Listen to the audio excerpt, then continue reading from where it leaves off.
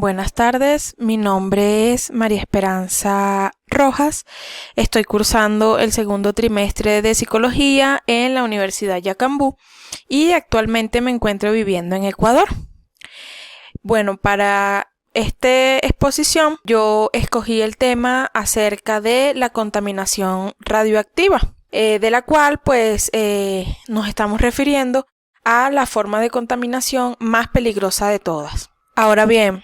se denomina contaminación radioactiva o nuclear a la contaminación que se produce tanto en el aire, en el agua, en el suelo y otros materiales debido a sustancias radiactivas dispersas y dañinas para el ser humano y para el medio ambiente. Este tipo de materiales radioactivos pueden darse en la naturaleza en condiciones muy específicas, pero mayormente son fruto de reacciones químicas artificiales que son llevadas a cabo en instalaciones humanas como plantas nucleares de generación eléctrica o laboratorios de experimentación científica. Podemos decir entonces que las sustancias radiactivas pueden ser tanto de origen natural o de origen artificial. Las de origen natural, como ya hemos mencionado, son los elementos radioactivos que se producen en el medio ambiente.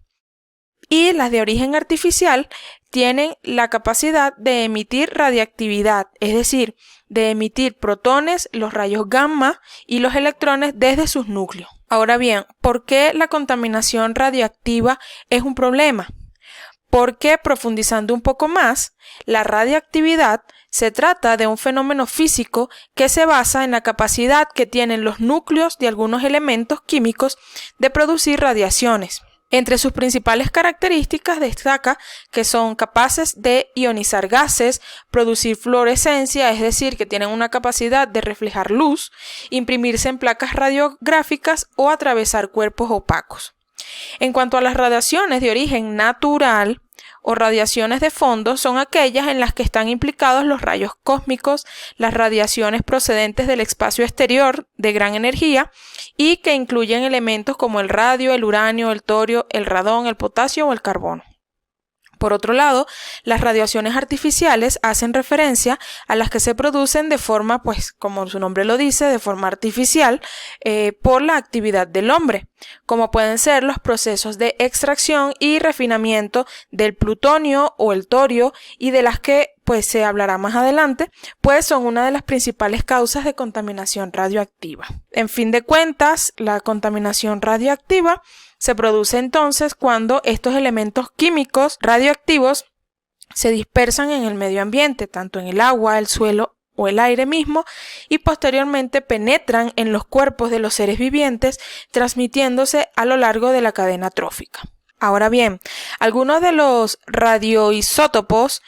más comunes y en sus versiones más peligrosas en los casos de contaminación radioactiva son el uranio, el polonio, el potasio, el plutonio, el curio, el americio y el cobalto. En cuanto a las causas de la contaminación radioactiva, en general hacen referencia a la radiación artificial. En el caso de las radiaciones naturales, los gases y partículas que se producen por los materiales que emiten radioactividad son transportados a través del viento y caen con la lluvia hasta el suelo por un fenómeno denominado precipitación nuclear. Ahora bien, las principales causas de la contaminación radioactiva por la radiación artificial son la utilización de estos materiales radioactivos y la exposición de residuos liberados sin su correcto almacenaje, aunque también destacan casos o causas como los ensayos militares con materiales radioactivos realizados al aire libre, en la que los gases que se producen van a parar a la atmósfera donde quedan retenidos. También tenemos las prácticas médicas habituales que generan residuos radiactivos a través de la medicina nuclear y la radioterapia. Algunos de estos residuos engloban material de laboratorio, instrumentos que han sido expuestos a estas radiaciones, aguas residuales, entre otros. También tenemos como causa de la contaminación radiactiva las actividades industriales para la producción de energía nuclear, como la fabricación de combustibles nucleares o el uso de reactores nucleares en potencia.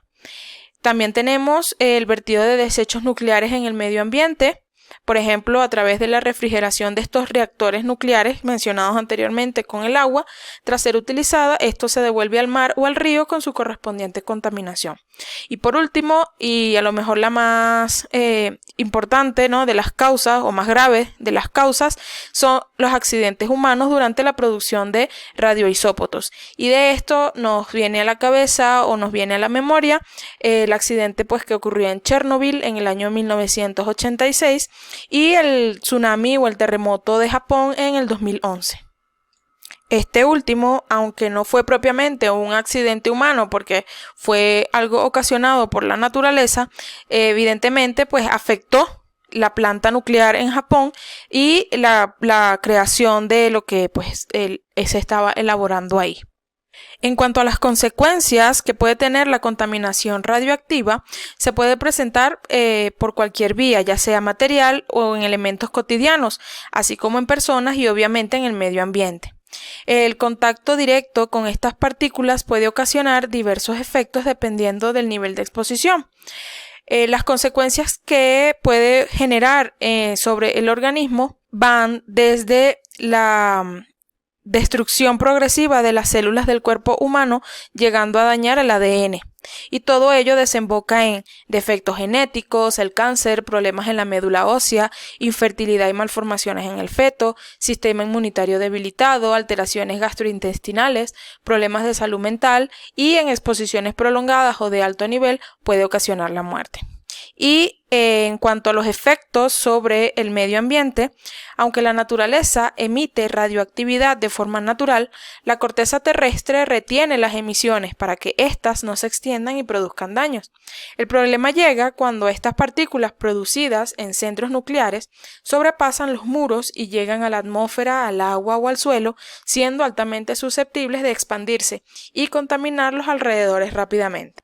Para la prevención y el control de la contaminación radioactiva, la principal medida que se toma ante los residuos radioactivos es su aislamiento y almacenaje en contenedores especializados, pues la radiactividad se va reduciendo con el paso del tiempo. Dependiendo del tipo de residuo, estarán más o menos aislados.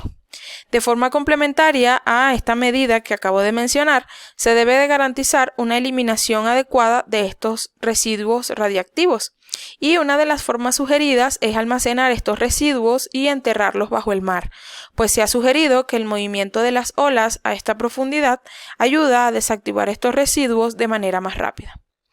Otra de las medidas más enfocadas al ámbito preventivo de este tipo de contaminación sería buscar otras fuentes de energía para reducir el número de plantas de energía nuclear y los riesgos asociados que conllevan, mantener las centrales nucleares a un radio mínimo de 300 kilómetros de los centros urbanos, utilizar la mínima cantidad posible de material radioactivo, educar a la población próxima a zonas de peligro radioactivo para prevenir posibles accidentes y mantener una vigilancia ambiental y personal para asegurar la protección.